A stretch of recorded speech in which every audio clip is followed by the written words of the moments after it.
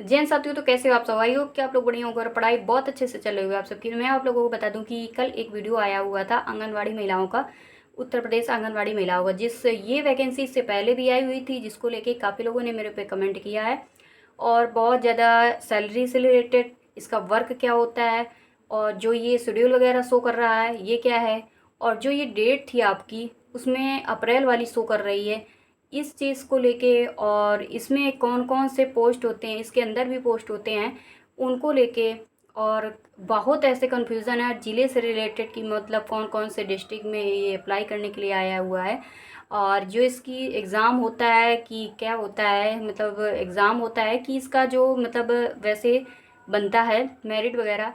तो मैं सब कुछ इसमें बता दूंगी एक ही वीडियो में, आपको सब कुछ आज क्लियर हो जाएगा, जिससे आप लोग जितना परेशान हो वो परेशानी आपकी कम हो जाएगी।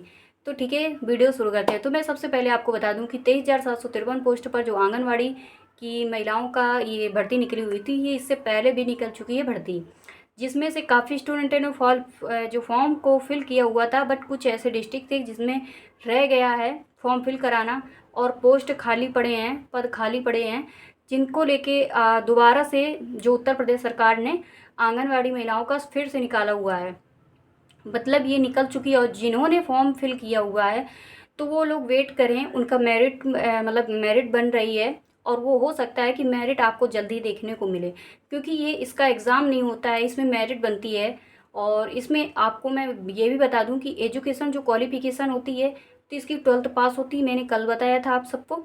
तो इसमें जो 12th पास की जो क्वालिफिकेशन होती है, तो इसके साथ साथ आपका 10th भी लगा सकते हो, आपने अगर बीटीसी बीएड भी कर रखा है ये भी लगा सकते हो। और ये क्यों लगाना है ये मैं भी बता रही हूँ। उसके बाद आप लोगों को ग्रेजुएशन हो गया हो, पोस्ट ग्रेजुएशन हो गया हो, ये सारा कुछ आप लगा सकते हो इसमें जब आप फॉर्म फिल करते हो। इसका फ़ायदा क्या है मैं ये बता दूं कि इसका जो फ़ायदा है ये सारी डिग्रियों का अब आपके माइंड में, क्योंकि छोटी छोटी चीज़ें हमेशा आप सबके दिमाग में आ जाती हैं, तो इन सारी की मतलब जो आप लोग सोच रहे होगे कि क्या बात है, मतलब 12th वाली जो वैकेंसी है तो ढेर सारी क्यों लगाएं डिग्री अपनी। आपके पास जितनी भी डिग्री हो आप लगा सकते हो इस वैकेंसी में। क्यों लगाना है? क्योंकि ये मेरिट से होने वाली वैकेंसी होती है, इसमें मेरिट बनती है, और ये मेरिट में इसके सारे परसेंटेज जोड़े जाते हैं।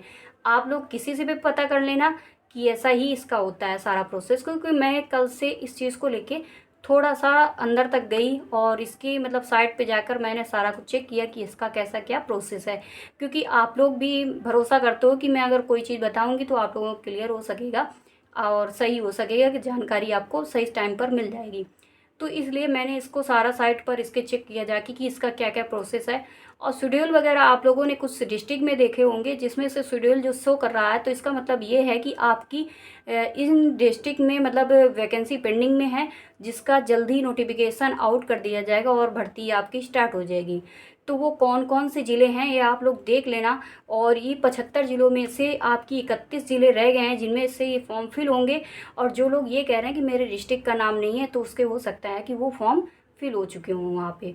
तो डिस्ट्रिक्ट तो लगभग मैंने सारे देखे हैं, कि डिस्ट्रिक्ट तो सब में सब दे रखे हैं। और मैंने कल वीडियो भी लाइव वीडियो बनाया था जिसमें सारे डिस्ट्रिक्ट मुझे दिखे। आप लोग देख लेना, वैसे 75 ज़िले मुझे देखे थे मैंने, आप लोग दोबारा देख लेना, मैंने तो लाइव वीडियो बनाया हुआ था जिसमें मैंने सारे डिस्ट्रिक्ट को दिखाया हुआ है उसमें। अब मैं आप लोगों को बता दूं कि आंगनवाड़ी की आयु सीमा जो आप लोगों को बताई थी कि 18 से 35 होती है जनरल तक वालों की, और 35 के बाद 40 तक का ओबीसी एससी एसटी सारा कुछ भर सकता है, मतलब 40 तक का आपकी एज होनी चाहिए। उसके बाद आप लोगों की छूट वगैरह 3 से 5 ईयर्स की होती है।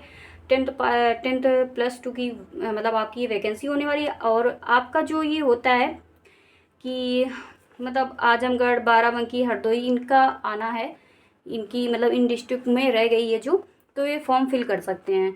उसके बाद मतलब जो मतलब इसका वर्क होता है, इसके 3 पोस्ट होते हैं। पहला जो होता है सुपरवाइजर को होता है, और दूसरा वर्कर का होता है, और तीसरा हेल्पर का होता है। तो हेल्पर और सुपरवाइजर वर्कर ये क्या है, तो इसके अंदर आने वाले 3 पोस्ट होते हैं। और ये जो पोस्ट होते हैं इनकी अलग अलग सैलरी भी होती है, और इनका अलग अलग वर्क भी होता है। सुपरवाइजर जो होता है नामी सुपरवाइजर है, यानी सुपर उसका काम होगा। ये जो इसके दोनों अंदर वर्कर और हेल्पर, ये इसके दोनों अंदर आते हैं, इसके नीचे आते हैं, मतलब सुपरवाइजर इनको हैंडल करता है। अब इनका वर्क क्या होता है कि सुपरवाइज़र का वर्क नहीं होता है, वर्कर और जो जैसे सुपरवाइज़र होता है, तो ये मतलब जैसे मीटिंग वगैरह टाइप का होता है कि इसके 15-20 महिलाएं इसके अंडर पर आती हैं, इसको ये मतलब हर चीज़ को समझाती हैं कैसे क्या करना है। अब ये जैसे विकलांग स्टूडेंट बच्चे होते हैं, उनका मतलब लिखा पढ़ी होती है इनकी। पोलियो वगैरह आप लोगों ने देखा होगा गाँव में अक्सर, तो पोलियो वगैरह के साथ आपको एक महिला मिलेगी और एक महिला होगी जो रजिस्टर लेके लिखा पढ़ी कर रही होगी। तो ये वो जो मतलब बैग टांगे रखी है, मतलब वो इतना बड़ा जो बॉक्स होता है जिसमें पोलियो वगैरह बच्चों को पिलाया जाता है विकलांगता वगैरह के लिए, और वो चीज़ जो होती है तो वो वर्कर होता है जो आपको वो बैग टांगे हुए मिलेगा, और जो लिखा पढ़ी कर रहा होगा वो हेल्पर होता है, वो वर्कर होता है और वो हेल्पर होता है, हेल्प करने वाला, मतलब जो टांग रखा होता है। उसके बाद जो आप लोग इसको बता दिया और ये बताया, ये लोग जनसंख्या का भी मतलब सारा कुछ सर्वे करते हैं। और उसके बाद जैसे बच्चे हैं, राशन वगैरह आप लोगों ने देखा होगा कि बच्चों को मतलब बहुत ज़्यादा गाँव में चीज़ें दिख रही होंगी कि ये ऑयल वगैरह मिलता है, वहाँ से दलिया वगैरह मिलती है आपको। तो ये छोटे छोटे बच्चों को इस टाइम मतलब गवर्नमेंट की तरफ से मिल रहा है स्कूलों में। तो ये सारा काम इन्हीं तीनों के अंदर आता है, मतलब यही 3 लोग संभालते हैं, आंगनबाड़ी में ये वर्क होता है। और आप लोग क्योंकि वर्क को लेके आप लोग बहुत ज़्यादा परेशान थे, तो मैंने सोचा कि क्यों नहीं वर्क को भी बता दिया जाए, ताकि आप लोग थोड़ी सी परेशानी कम हो जाए। क्योंकि परेशान कोई होता है तो मुझे अच्छा नहीं लगता है, मैं परेशान होती तो भले कोई नहीं समझता है, क्योंकि अगर मैं अपनी चीज़ को कभी डालती हूँ ना वीडियो बना के, तो आप लोग भरोसा तक नहीं करते हो, ऐसे हो।